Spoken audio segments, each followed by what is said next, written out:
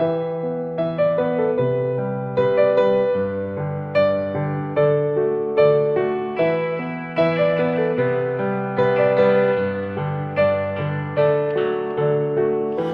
of despair, inside a darkness, self-conscious and scared, held prisoner of war, running out of air, buried in a sadness, want a way out